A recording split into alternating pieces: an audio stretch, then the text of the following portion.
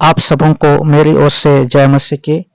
प्रभु यीशु मसीह के अद्भुत और सामर्थ्य नाम में आप सबों का स्वागत करता हूं। आइए हम आज देखेंगे परमेश्वर के वचन में से हम जानेंगे हमारा कैसा विश्वास होना चाहिए जिससे परमेश्वर प्रसन्न हो। हम अपने विश्वास को हम कैसे परमेश्वर पर स्थापित कर सकते हैं, कैसे विश्वास से परमेश्वर प्रसन्न होता है। हालेलुया। इब्रानी 11:6 में लिखा हुआ है, विश्वास के बिना परमेश्वर को प्रसन्न करना अनहोना है। अर्थात कि परमेश्वर हमारे विश्वास को देखता है। सभी मसीहियों में विश्वास एक समान नहीं होता है। कोई अधिक विश्वास करते हैं, कोई कम विश्वास करते हैं। हालेलुया।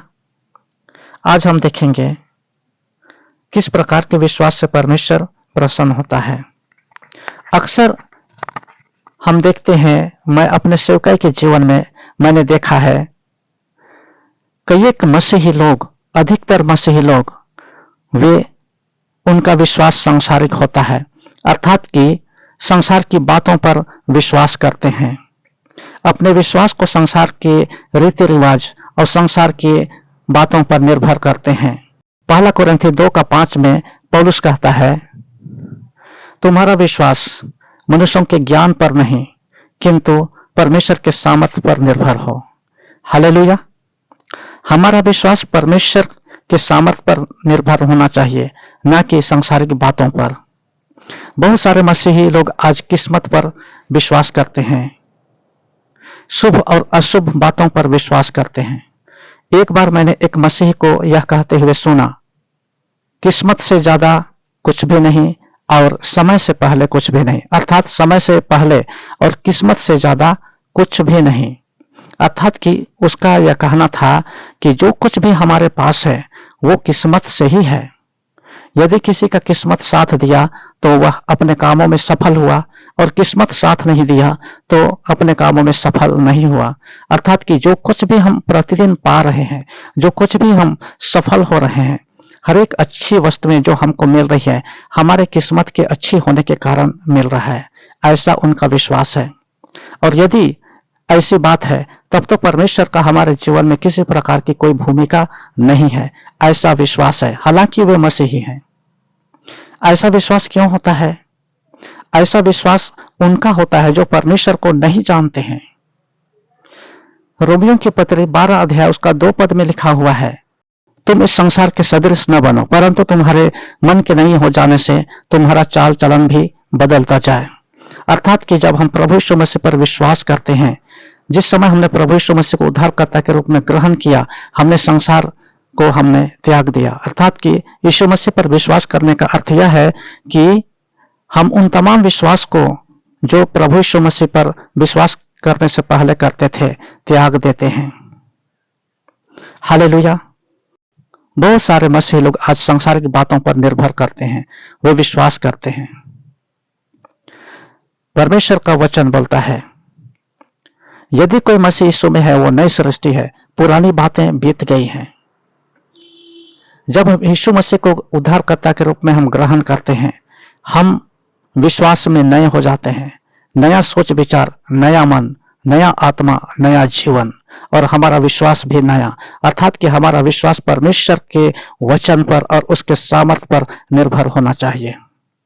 हालेलुया। दूसरा कुरिन्थी 5 उसका 17 में लिखा हुआ है, यदि कोई मसीह यीशु में है वे नई सृष्टि हैं, पुरानी बातें बीत गई हैं, देखो सब कुछ नई हो गई। हालेलुया। जब हमने यीशु मसीह को उद्धारकर्ता के रूप में हमने ग्रहण किया, हम परमेश्वर के संतान बन जाते हैं और हमारा विश्वास आत्मिक हो जाता है। हम परमेश्वर यीशु मसीह पर विश्वास करने लग जाते हैं और उसके अलावा और कुछ भी वस्तुओं पर हम विश्वास नहीं करते हैं।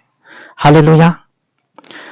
इस तरह से हम देखते हैं कि सांसारिक और आत्मिक विश्वास, 2 प्रकार के विश्वास होते हैं, सांसारिक विश्वास और आत्मिक विश्वास। सांसारिक विश्वास वह है जिसमें लोग संसार पर विश्वास करते हैं, सांसारिक बातों को महत्व देते हैं, सांसारिक रीति रिवाज को महत्व देते हैं, अपनी किस्मत पर भरोसा करते हैं और शुभ अशुभ लक्षणों पर विश्वास करते हैं। लेकिन आत्मिक विश्वास वह है जिसमें परमेश्वर पर हम विश्वास करते हैं, उसके पुत्र यीशु मसीह पर हम विश्वास करते हैं।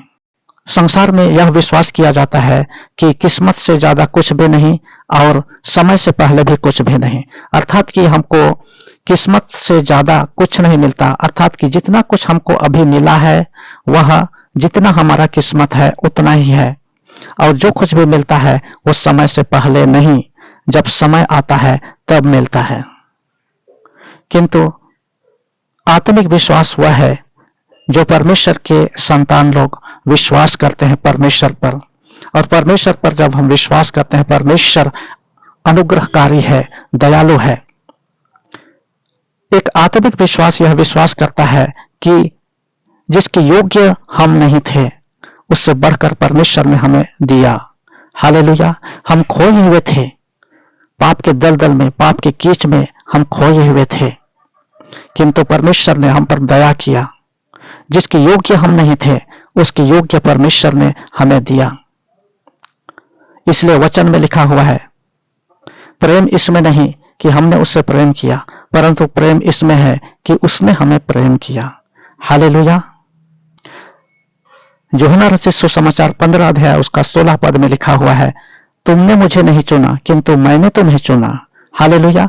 और जब परमेश्वर ने हमको चुना तो हमारी किस्मत को देख करके नहीं चुना मेरे प्रियो, लेकिन परमेश्वर ने हम पर अपनी दया को इसलिए प्रकट किया कि स्वयं परमेश्वर दयालु है। हालेलुया। नरक की भयावहता को देख करके परमेश्वर हम पर दया किया और नरक से हम लोगों को बचा लिया। और इसलिए परमेश्वर का वचन कहता है, जिसके योग्य हम नहीं थे, योग्यता से बढ़कर देने वाला और मांगने से ज्यादा देने वाला परमेश्वर है। और संसार के लोग विश्वास करते हैं कि किस्मत से ज्यादा कुछ भी नहीं और समय से पहले कुछ भी नहीं। आप गौर करके देखिएगा, सांसारिक विश्वास और स्वर्गीय विश्वास कितना उल्टा है। संसार में यह विश्वास किया जाता है कि किस्मत से ज्यादा कुछ भी नहीं और समय से पहले कुछ भी नहीं, जबकि परमेश्वर के लोग विश्वास करते हैं मांगने से बढ़कर देने वाला और हमारी योग्यता से बढ़कर देने वाला। हालेलुया। हमारा परमेश्वर जानता है।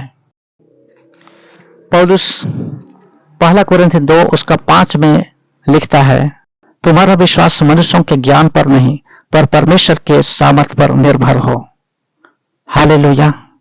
हम बाइबल में परमेश्वर के चुने हुए लोगों का विश्वास के विषय में हम देखें, वचन में लिखा हुआ है अब्राहम के विषय में, अब्राहम ने परमेश्वर पर विश्वास किया और इसलिए उसका विश्वास धार्मिकता गिनी गई। जब अब्राहम ने परमेश्वर पर विश्वास किया, क्या विश्वास किया? उसने विश्वास किया कि जो परमेश्वर मुझको बुलाता है वो परमेश्वर मुझको अंत तक नहीं छोड़ेगा। हालेलुया। और इसलिए उसने विश्वास किया कि जो कुछ भी वो परमेश्वर करेगा अंत तक मेरे लिए करेगा, और जो कुछ भी परमेश्वर ने मुझे दिया है सब कुछ परमेश्वर का दिया हुआ है, उसका ऐसा विश्वास था। जब परमेश्वर ने अब्राहम से कहा कि तुम्हारा पुत्र जिसको तो अधिक प्रेम करता है होम बलि करके चढ़ा, और उस जगह पर ले जाकर के उसको होम बलि करके चढ़ा जहां मैं तुझे बताता हूं। अब्राहम को जब ऐसा परमेश्वर की ओर से आदेश आया उसको कुछ भी कठिनाई नहीं हुई। वो अपने मन में सोचा, हाँ प्रभु, यह तो मेरे लिए छोटी सी बात है, मुझको मेरे बेटे को बलिदान करने में कोई कठिनाई नहीं है। क्यों? अब्राहम ने अपने पुत्र को हालांकि अधिक प्रेम करता था, क्योंकि उसके बुढ़ापे में प्रतिज्ञा के संतान के रूप में उसको दिया गया था, लेकिन वह अपने बेटे को परमेश्वर से अधिक प्रेम कभी नहीं किया। सोचिए, यदि अब्राहम अपने बेटे इसहाक को परमेश्वर से अधिक प्रेम करता तो क्या उसको बलिदान कर पाता? नहीं, कभी नहीं। जितने भी लोग हैं बाइबल में परमेश्वर से प्रेम करने वाले लोग हैं, कभी अपने संपत्ति को, अपने बाल बच्चों को परमेश्वर से अधिक उन्होंने नहीं जाना, और वे अपने बाल बच्चों और अपने धन संपत्ति को अपना नहीं समझे, किंतु परमेश्वर का दिया हुआ वे समझे। उत्पत्ति की पुस्तक 33 अध्याय उसका 5 पद में हम देखते हैं, याकूब जब अपने भाई एसाव के साथ मिला, एसाव ने उससे पूछा, ये स्त्रियां और ये बाल बच्चे किसके हैं? उसने कहा, ये तेरे दास के लड़के हैं जिन्हें परमेश्वर ने अनुग्रह करके मुझको दिया है। हालेलुया। यहां पर उसने नहीं कहा, जब एसाव ने पूछा कि ये स्त्रियां और ये बच्चे किसके हैं, याकूब ने नहीं कहा कि ये मेरे हैं, जैसा आजकल हम सोचते हैं और बोलते भी हैं, मेरा बेटा, मेरी बेटी। नहीं, इसने कहा कि परमेश्वर ने अनुग्रह करके मुझको दिया है। अब्राहम भी, उसका विश्वास भी ऐसा ही था कि परमेश्वर ने मुझको अनुग्रह करके एक बेटा दिया है। और जब उसको बलिदान के लिए वो ले जा रहा था, परमेश्वर पर उसका ऐसा विश्वास था कि उसने सोचा कि जो परमेश्वर मुझको बुढ़ापे में एक बेटा दे सकता है, वह इस बलिदान करने के बाद में वह आश्चर्य कर्म मेरे जीवन में अवश्य करेगा। उसकी योजना मेरे जीवन के लिए भली ही होगी, जिस कारण उसने मुझको मांगा है। हालेलुया। ऐसा विश्वास उसके पास था। मेरे प्रियो, हमारे जीवन में क्या पाते हैं, क्या खोते हैं, यह हमारे आत्मिक जीवन पर निर्भर करता है। हमारा संबंध परमेश्वर के साथ में कैसा है, इस पर निर्भर करता है। यदि हमारा संबंध परमेश्वर के साथ में अच्छा है, हम परमेश्वर की आज्ञा का निरंतर पालन करते रहेंगे, परमेश्वर हमें आशीष देगा और निरंतर हमारा जीवन प्रार्थनामय जीवन होगा, आराधना का जीवन होगा। परमेश्वर हमें आशीष देने के लिए पहले प्रतिज्ञा किया है। हालेलुया। हमारा जीवन यदि परमेश्वर के साथ में अच्छा है, वचन की संगत, वचन के अनुसार है, पवित्रता का जीवन और सिद्धता का जीवन हम जी रहे हैं, हमारा जीवन आत्मिक है, चारों ओर आशीष के दरवाजे खुल जाते हैं और हम हर एक कामों को अपने जीवन में सफल होते हुए देखते हैं। किंतु यदि हमारे जीवन में यदि हम कुछ खोते हैं, यदि कुछ काम सफल नहीं होता है, हमारी किस्मत पर नहीं, लेकिन हमारे पापों के कारण होता है। नीति वचन 28:13 में लिखा हुआ है, जो अपने पापों को छुपा के रखता है, उसके कार्य सफल नहीं होते। हालेलुया। जब हमारा जीवन संसार के साथ में जुड़ा हुआ है, संसार के साथ में लगा हुआ है, संसार हमें कुछ भी नहीं दे सकता है। जितना अधिक हम संसार के लिए हम करेंगे, जितना अधिक संसार के लिए हम सोचेंगे, जितना अधिक संसार से मित्रता हम बनाए रखेंगे, उतना अधिक परमेश्वर से हम दूर होते चले जाएंगे। याकूब 4:4 में लिखा हुआ है, हे व्यभिचारिणियों, क्या तुम नहीं जानते कि संसार से मित्रता करनी तो परमेश्वर से बैर करना है। इसलिए जो कोई संसार का मित्र बनाना चाहता है, वह अपने आप को परमेश्वर का बैरी बनाता है। आप संसार की जितनी आराधना कीजिए, आप संसार के लिए जितना अधिक विश्वास योग्य बनिए, संसार आपको कुछ भी नहीं देगा मेरे प्रियो। इसलिए जो कोई भी आप लोग इस वचन को सुन रहे हैं, मैं आपको यह बता देना चाहता हूं, संसार के लिए आप विश्वास योग्य रहिए, लेकिन याद रखिए, संसार ने आपके लिए कुछ भी नहीं किया है, क्योंकि संसार स्वयं शैतान के वश में है। पहला यूहन्ना 5:19 में लिखा हुआ है, सारा संसार इस दुष्ट के वश में पड़ा हुआ है, सारा संसार उस दुष्ट के वश में पड़ा हुआ है, सारा संसार उस दुष्ट के वश में पड़ा हुआ है, स्वयं पाप में है। वो आपको क्या दे सकता है, लेकिन विश्वास करते हैं, यह मेरा मित्र है, यह मेरे इष्ट कुटुंब है, वो मेरे लिए बहुत कुछ किया है, मैं कैसे उसके दिल को ठुकरा दूं, मैं उसके आज्ञा का कैसे मैं उल्लंघन कर दूं। क्या सोचेगा यदि मैं उससे मैं विमुख हो जाऊं, क्या सोचेंगे समाज, क्या सोचेगा लोग, क्या सोचेंगे मेरे नाते रिश्तेदार, क्या सोचेंगे। लेकिन यही सोच यदि आप परमेश्वर के साथ में आप रखिएगा, परमेश्वर आपको आशीषों से भर देगा। एक